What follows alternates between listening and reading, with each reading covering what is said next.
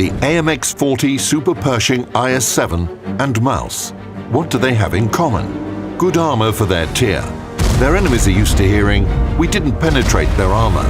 Of course, this is only true if you use these tanks properly, which is a permanent problem for many players. Here you can see the E-100 trying to block shells with the front of her turret. And here's the IS-7 in a side-scraping position. In 5 minutes, you'll know what they are doing wrong. We'll tell you how to use your armor wisely and help you carry out personal missions.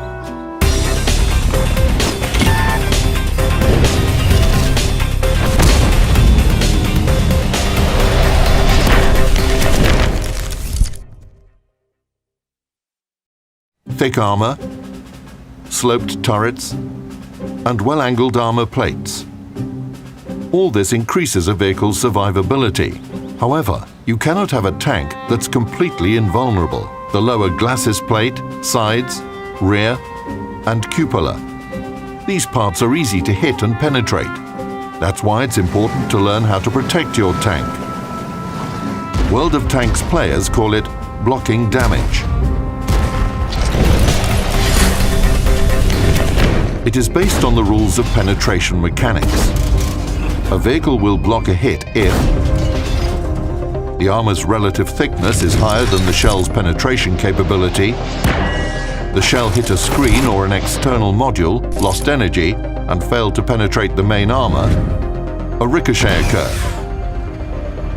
Any of these events can happen, thanks to either the designers who've taken care of the vehicle's protection and equipped it with thick and well-sloped armor, or the commander's decision. This tank doesn't have thick and sloped armor, but an experienced player would position it in such a way that shells hit the armor at more than 70 degrees to the normal and ricochet. In this case, we say the tank is in a side-scraping position. If the vehicle turns further, the risk of penetration increases. Greater angles are required against stronger guns. The techniques to protect your tank are well known. Here are the most popular ones. Blocking damage with the turret. Blocking damage with the hull's front. Side scraping and blocking damage with the side. Reverse side scraping. Forcing the enemy to shoot. These tricks are also accompanied by hull dancing, which means wobbling your hull and turret. This makes it difficult for the enemy to aim and fire at your vulnerable spots. It may seem that everything's simple, roll out and block damage, but we fight battles on different maps and face different enemies. How do I choose the technique that works best? First of all, you should take a closer look at your tank. Let's start with the turret and assess the armor thickness.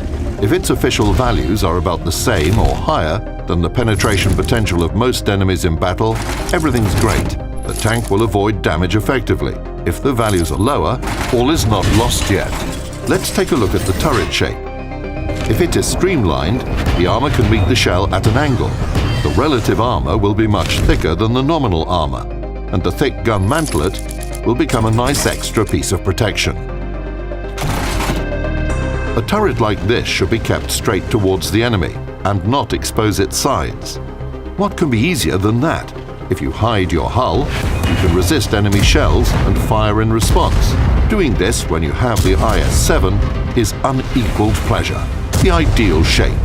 If your turret has a rectangular shape, it's a bit more difficult. The gun mantlet can still take a blow, but the turret cheeks will be penetrated by virtually anything. To protect yourself, you can turn the turret and put it in a side-scraping position. This will increase the nominal armor thickness. However, if you overdo it, the enemy can penetrate the side, so it's important to remember the ricochet angles. After the enemy has fired a shot, you can fire in response and return to the starting position. The geometry becomes especially interesting when you're facing several enemies. You've got to block shells coming from different directions while firing in return. In this situation, it's important to turn the turret to an impenetrable angle to the enemy that is about to shoot. These are the basics of playing your turret. These techniques will work if you're behind cover on a horizontal surface and manage to hide the tank's hull. You can use arcs, embankments, terrain features, destroyed tanks, etc. And it doesn't matter where your turret is mounted on the hull or how good the elevation and depression angles are. Problems can arise if you meet an experienced enemy who aims for your weak spots, so you should learn to protect them. Here's the commander's cupola. In most cases, it's quite easy to penetrate this part. This one is small, so moving back and forth is enough to make it difficult for the enemy to aim. Some commander's cupolas are big. In this case, you should choose a position from which the enemy will see only the part of your tank's turret that doesn't have vulnerable spots. If that's impossible, you can go for another variant.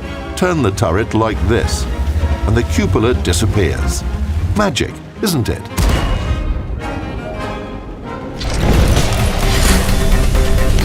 Life becomes more colorful when your tank's gun depression angle is more than 8 degrees. Hills, mountains, and other sloping surfaces become your best friends. You hide your hull and meet the enemies in full control of the situation. This is how you can protect the commander's cupola and thin turret roof. If you get to sloped terrain, these parts will become a difficult target. However, a lot depends on where the turret is attached to the hull. If it's closer to the rear, you can forget about taking position on top of a hill. You're better off riding down to the foot of the hill. However, even small depression angles aren't critical for a tank with strong armor. You could look for a good place on irregular terrain and position your vehicle so that you can fire conveniently without exposing your weak spots. Now, here's a trick that works for tanks with a strong turret. There's an unexpected way to use terrain. We're all used to tanks moving on a horizontal surface, and so we look for relevant shelters. Now look at the foot of the mountain. The enemies are waiting around the corner. They're aiming at the place where the front wheel will appear. This is what usually happens, and this is why nobody wants to attack first. But there is a way out. You should climb up a slope. Now it works like a regular hill, hiding your lower glacis plate and allowing you to absorb damage with the turret. Just look at this from a different angle. Sometimes the slope can help even in hopeless situations. Climbing up with the rear, using irregularities like piles of debris on Himmelsdorf.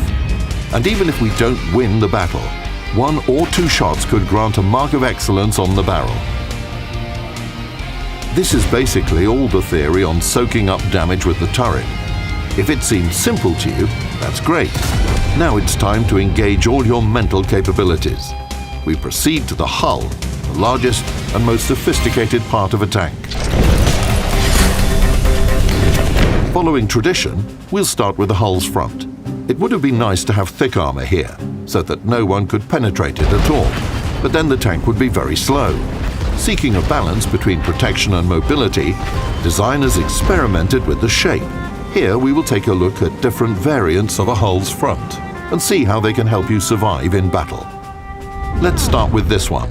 It's the pike nose. It consists of sloped armor plates. The sharper their angle, the thicker their relative armor. Front armor like this is effective when it's directed straight towards the enemy. Your task is to find piles of debris and terrain irregularities to hide the vulnerable lower glacis plate. And then just stay still. Still doesn't mean completely motionless. Even the thickest front armor has vulnerable spots. And you shouldn't let the enemy aim at them. So dance. Back and forth a bit, left and right a bit. If you turn the pike nose too much, the relative armor thickness decreases, the chance of penetration increases. Forget about shootouts from around corners. When facing an enemy of equal strength, play defensively. Move out to fire when the enemy is reloading. When playing tanks that have a straight front, with vertical armor plates, you have to work a bit harder. You see an enemy? Put the hull in a side-scraping position. Like with the turret, you should take the correct angle, otherwise the enemy will penetrate your side. The best solution is to find shelter, from which you'll expose only your front part at a ricochet angle. Tease them. In most cases, the adversary will take the bait and fire. This is called forcing the enemy to shoot. Now you can fire in response, rinse and repeat. When doing this, try not to expose your front wheel to the enemy. It may be helpful if you zoom out the camera and view the tank from the side. This makes it easier to control the angles. However, with some tanks, you just can't avoid exposing their front wheels. Look what the good old Churchill is doing. You think he carelessly exposed his side to an enemy shot. Nothing of the sort. The side is still safe.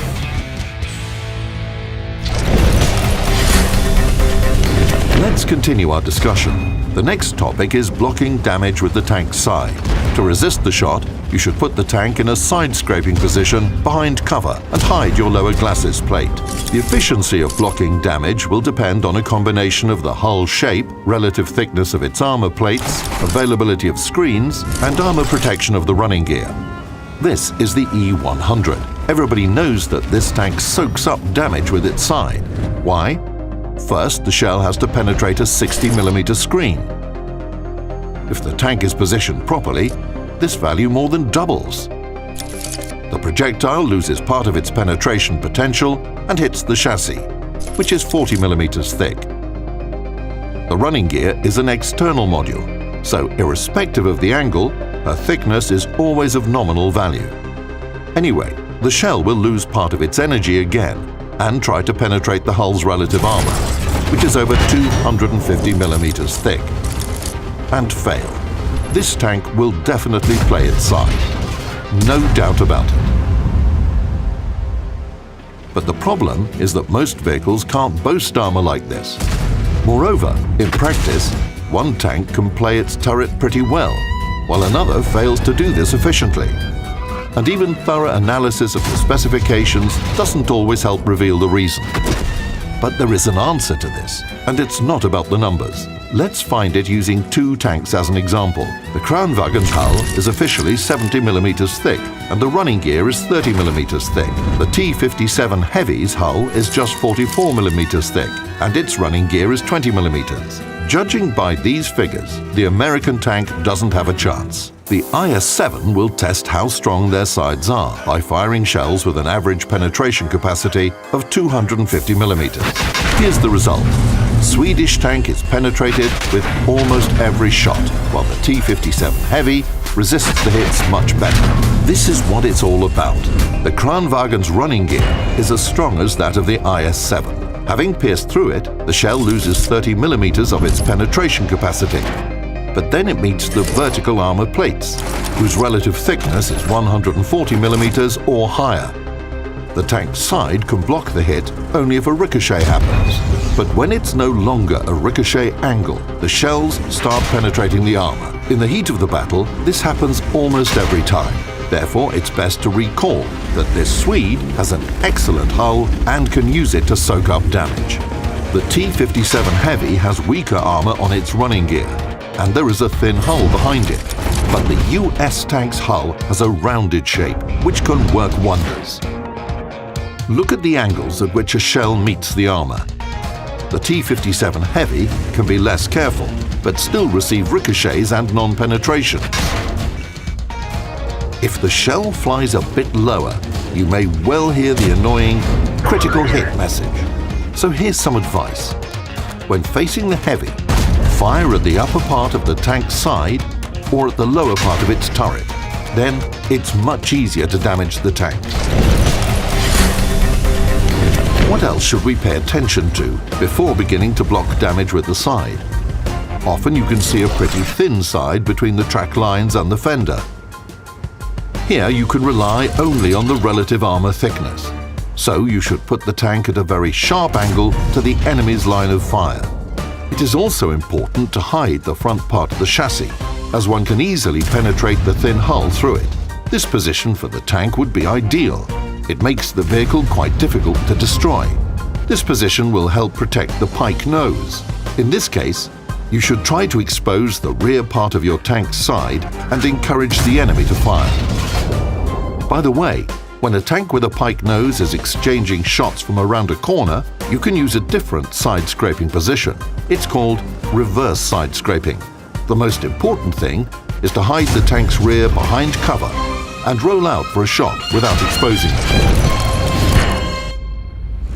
Now you know everything you need to figure out which tanks can soak up damage and which can't, and most importantly, what the appropriate protection techniques are. However, theory alone won't be enough. Go to the training room and try to block different types of shells from the most dangerous enemies. Find the angles that allow you to resist their hits, and watch guides by the video makers to reinforce your knowledge. Good luck in battle.